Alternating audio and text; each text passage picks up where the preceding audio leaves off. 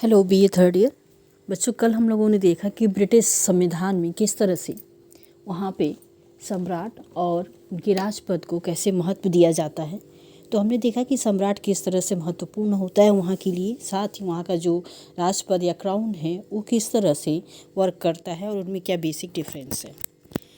साथ ही हम आज देखेंगे कि ब्रिटिश संविधान में हम, जैसे कि वंदना सविता ने अगले क्लास में पूछा कि मैडम ये किसका पीडीएफ है, तो पीडीएफ ये बेटा पीडीएफ नहीं है, ये एक तरह से वीडियोस है आपके लिए, जो आपको ये दिखाता है, ये बताता है कि आपकी क्लास के हिसाब से, आपके सिलेबस के हिसाब से जो है कि व्यवस्थापिका के संदर्भ में हम जानेंगे कि जो ब्रिटिश संविधान में व्यवस्थापिका है, वहाँ के लेजिस्लेचर है, वो कैसे वर्क करता है। नॉर्मली आप देखेंगे कि कार्यपालिका का दो होता है, एक वास्तविक प्रधान, एक औपचारिक प्रधान होता है, परंतु व्यवस्थापिका के भी दो भाग होते हैं। जैसे आप हमारे यहाँ देखेंगे कि लोकसभा और राज्यसभा होता है, वैसे वहाँ पे भी लोक सदन और हाउस ऑफ रिप्रेजेंटेटिव होते हैं। और साथ ही वहाँ पे मंत्रिमंडल जो होता है, कैबिनेट होता है, वो भी वर्क काफ़ी अच्छे से करता है। तो वहाँ पे मंत्रिमंडल जो है कैसे वर्क करता है और किस तरह से उनका गठन होता है, उनकी क्या क्या कार्य और शक्तियाँ होती हैं, इसको हम इस चैप्टर में देखेंगे। तो ब्रिटिश शासन व्यवस्था जो है या वहाँ का जो मंत्रिमंडल या कैबिनेट है वो कैसे काम करता है, इसमें आप देखिए कि विभिन्न विचारकों ने जो कि अपनी मत दी और उन्होंने बताया कि ब्रिटिश में क्या है, संसदीय शासन प्रणाली है, जिसको भारत ने भी अपनाया है। संसदीय शासन प्रणाली में कैसे किस तरह से संसद काम करता है, अर्थात व्यवस्थापिका काम करती है, संदर्भ में बताया गया है। जैसे कि बेजहार्ट ने कहा था कि कैबिनेट एक हाइफन को जोड़ता है, वो एक बक्सुआ है जो कार्यपालिका और व्यवस्थापिका को मिलाता है, एक ज्वाइंट है वो। फिर लावेल ने इसे कहा कि राजनीतिक मेहराब की आधारशिला है, और रेजेम्योर ने कहा कि कैबिनेट राज्य के जहाज का परिचालक चक्र है। तो कैबिनेट का काफ़ी महत्व होता है। जो मंत्रिमंडल होता है, जैसे विभिन्न मंत्री, रक्षा मंत्री, वित्त मंत्री, आवास विकास मंत्री, पर्यटन मंत्री, सारे मंत्रिमंडल जो के ही सदस्य होते हैं और उनके हिसाब से जो है कि मंत्रिमंडल का निर्माण होता है और वो चलता रहता है। मंत्रिमंडल की अपनी एक विशेषता होती है। वहाँ के ब्रिटिश में क्या होता है, सम्राट की वास्तविक कार्यपालिका से इनकी पृथकता होती है। जैसे यहाँ पे ये जवाबदेह होती है कार्यपालिका, वहाँ नहीं होती है। व्यवस्थापिका और कार्यपालिका के बीच घनिष्ठ संबंध होता है। मंत्रिमंडल जो का सामूहिक उत्तरदायित्व होता है। गोपनीयता होती है, मंत्रिमंडल की कार्रवाई के संबंध में गोपनीयता का सिद्धांत रन करता है। जो भी मंत्रिमंडल में फैसले लिए जाते हैं उसको मंत्री जो है कि बाहर आउट नहीं कर सकते हैं। मंत्रिमंडल की राजनीतिक सजातीयता होती है। मंत्रिमंडल पर क्या होता है, प्रधानमंत्री का नेतृत्व में काम करता है और मंत्रियों का व्यक्तित्व जो है अपना उत्तरदायित्व रखता है। उनको एक एक उत्तरदायित्व एक एक एरिया के दिए जाते हैं। रक्षा मंत्री, वित्त मंत्री, इनको एक एक एरिया का दिया जाता है, उस हिसाब से वो काम करता है। आगे आप देखिए कि मंत्रिमंडल का गठन किस तरह से होता है। वहाँ के जो नियुक्त चुनाव में जो जीत के जो लोग आते हैं उनमें से ही मंत्रिमंडल का गठन किया जाता है। और औपचारिक रूप से प्रधानमंत्री का चुनाव सम्राट द्वारा किया जाता है, लेकिन समांतर ब्रिटेन के जो द्विदलीय पद्धति है वहाँ पे बहुत ज़्यादा पार्टियाँ वहाँ रन नहीं करती हैं। तो जो दो दल हैं उनमें से ही एक चुनाव के द्वारा जीत करके महानिर्वाचन में जनता के द्वारा नियुक्त होकर के आते हैं और उसके बाद उनके मेंबर्स ही मंत्रिमंडल के जो है सदस्य के रूप में नियुक्त किए जाते हैं।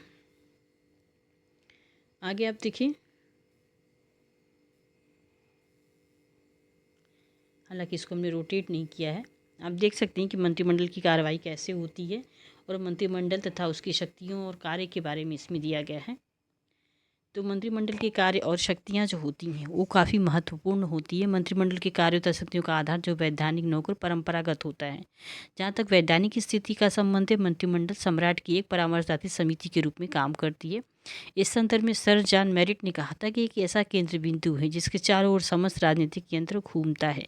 जैसे कि सूर्य के चारों तरफ सारे ग्रह चक्कर लगाते हैं, उसी तरह से ये मंत्रिमंडल के संपर्क जो है सदस्य जो हैं वहाँ काम करते हैं। इनका कार्यपालिका संबंधी काम होता है, जैसे कि मंत्रिमंडल ही जो है ब्रिटेन की वास्तविक कार्यपालिका है। इस रूप में उसके द्वारा व्यापक शक्तियों का प्रयोग किया जाता है और राष्ट्रीय नीति का निर्धारण करना, कौन सी नीतियाँ बनेंगी राष्ट्र के लिए, इसके बाद राष्ट्रीय कार्यपालिका का सर्वोच्च नियंत्रण होता है विभिन्न व्यक्तियों पर, विभिन्न मंत्रिमंडलों पर। मंत्रिमंडल जो है समन्वय के रूप में काम करता है। किसी एक मंत्री विभाग द्वारा जो निर्णय लिया जाता है उसको आगे लागू करने के लिए, आगे बढ़ाने के लिए समन्वय के साथ, कोऑर्डिनेशन के साथ वो कार्य करते हैं। और कानूनों का निर्माण करते हैं। साथ ही वो जो विधायिका होती है उसके बनाए गए कानूनों को उनको लागू करवाती हैं। और मंत्रिमंडल और लोक सदन या फिर हम कहें संसद में इनका संबंध होता है। व्यवस्थापन संबंधी सर्वोच्चता होती है। कार्यपालिका पर इनका नियंत्रण होता है। ये आपस में किसी विषय को लेकर वाद विवाद करते हैं या फिर प्रश्न कर सकते हैं या निंदा प्रस्ताव पारित कर सकते हैं। किसी कार्य से यदि ये संतुष्ट नहीं है तो कार्य स्थगन प्रस्ताव भी लाते हैं। और अविश्वास का प्रस्ताव, जैसा कि आपने हमारे देश में भी देखा होगा, मंत्रिमंडल द्वारा अविश्वास का प्रस्ताव पारित किया जाता है और यदि वो पास हो जाता है तो वर्तमान सरकार को हटना होता है, फिर नई सरकार का सिलेक्शन होता है। इसी तरह से हम देखें तो ब्रिटेन में भी लगभग सारी व्यवस्थाएं ऐसी ही जैसे भारत में हैं। इसके बाद आप यहाँ देखें, मंत्रिमंडल का समन्वयकारी कार्य, ये तो हमने बता दिया आपको। अब इसके बाद ही देखिए यहाँ पे कि नियुक्ति संबंधी कार्य भी प्रधानमंत्री बहुत सारे नियुक्ति संबंधी कार्य भी करता है। विभिन्न मंत्रिमंडल के सदस्यों की नियुक्ति और उनके जो है नियुक्ति और उनके पदच्युति, उनको पद से हटाना, ये सारे कार्य जो है कि प्रधानमंत्री करता है। तो प्रधानमंत्री ही व्यवस्थापिका का एक प्रमुख होता है जो सारे कामों को महत्वपूर्ण रूप से भूमिका अदा करते उनको आगे बढ़ाता है। और प्रधानमंत्री पद के लिए किसी कुलीन पुरुष का चुना जाना अब तक असाधारण सी बात हो गई है, क्योंकि कुलीन पुरुष से तात्पर्य है राजशाही से जुड़े हुए लोगों को सिलेक्शन नहीं होता है, परंतु आप देखेंगे उनका प्रभाव वहाँ पर ज़रूर रहता है। प्रधानमंत्री पद की जो अनौपचारिकता है उसको आगे बढ़ाया जाता है और साथ ही उसको आगे बढ़ाते राजकीय कोष से लेकर के राज मुकुट तक उसका प्रभाव होता है प्रधानमंत्री का। प्रधानमंत्री के कार्य और शक्तियों के यदि देखें तो हम तो मंत्रिमंडल के निर्माण में सहयोग करता है। मंत्रिमंडल का कार्य संचालन कैसे होगा, कैसे नीतियों का निर्माण होगा, और मंत्रिमंडल का अंत जो है वो भी प्रधानमंत्री के हाथ में ही होता है। शासन पे नियंत्रण, दूसरे राष्ट्रों से संबंध, लोक सदन का नेतृत्व, यानी जैसे हमारे यहाँ लोकसभा और राज्यसभा होती है, उसे वहाँ लोक सदन और सीनेट होती है, तो उनके जो है कि नियंत्रण और उनको आगे बढ़ाने का काम जो है कि प्रधानमंत्री ही करता है। तो प्रधानमंत्री के कार्यों के साथ ही हम देखेंगे कि मंत्रिमंडल और सम्राट के बीच वो कड़ी के रूप में भी काम करता है। अंतर्राष्ट्रीय सम्मेलनों में ब्रिटेन का प्रतिनिधित्व करता है। जैसे हमारे देश के प्रधानमंत्री मोदी जी जाते हैं विभिन्न अंतर्राष्ट्रीय सम्मेलनों में, ब्रिटेन हमारे भारत का प्रतिनिधित्व करते हैं।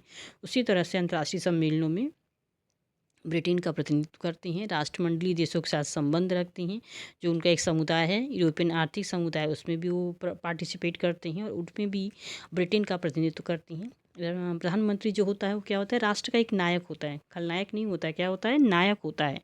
और उसको पूरा काम करना होता है, जो भी अधूरा काम है उसको पूरा करवाना। सामान्य निर्वाचन प्रधानमंत्री का ही निर्वाचन होता है।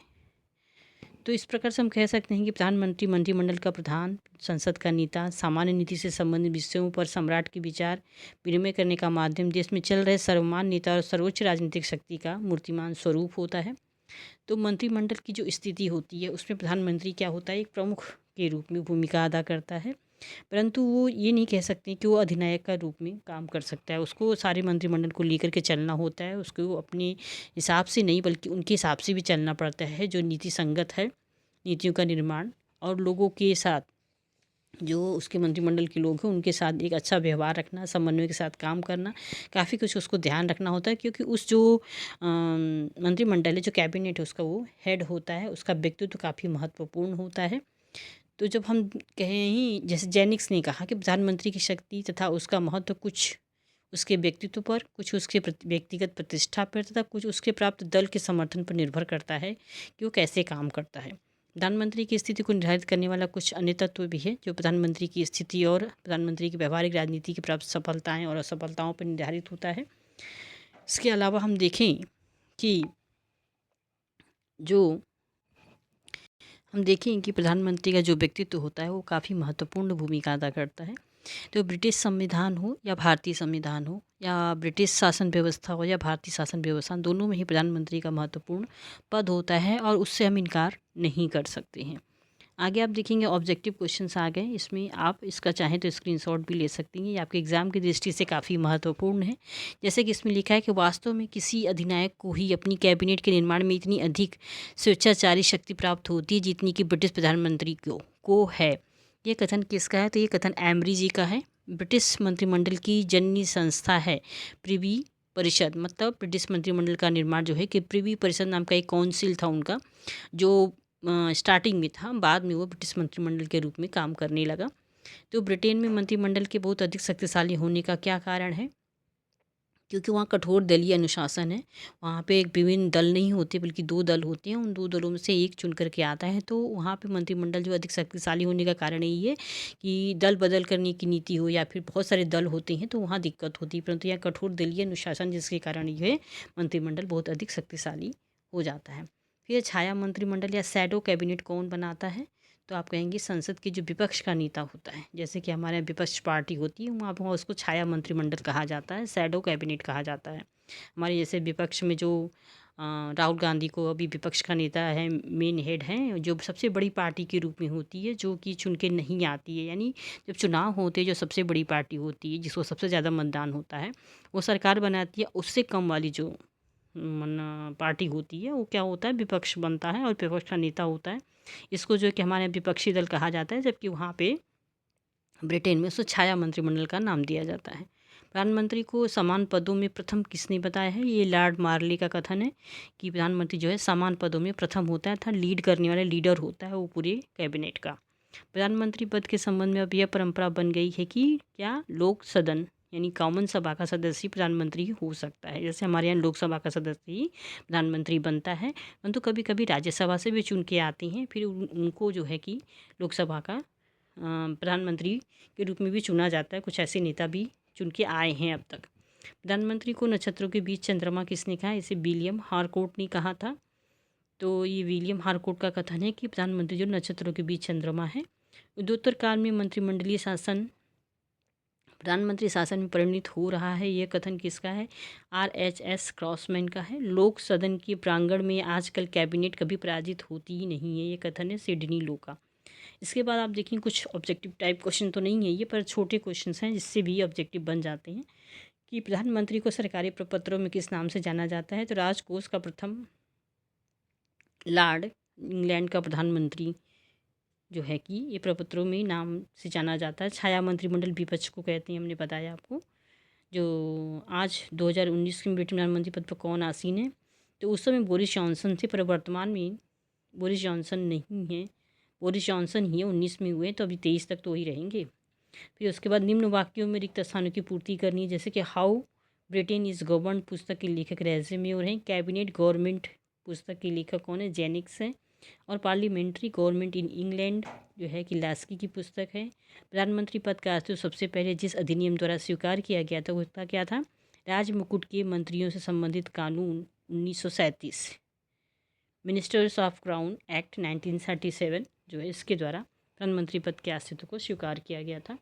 तो आप इस पेज का स्क्रीनशॉट भी ले लें, और ये ऑब्जेक्टिव क्वेश्चन जो हैं आपके एग्ज़ाम की दृष्टि से काफ़ी महत्वपूर्ण है।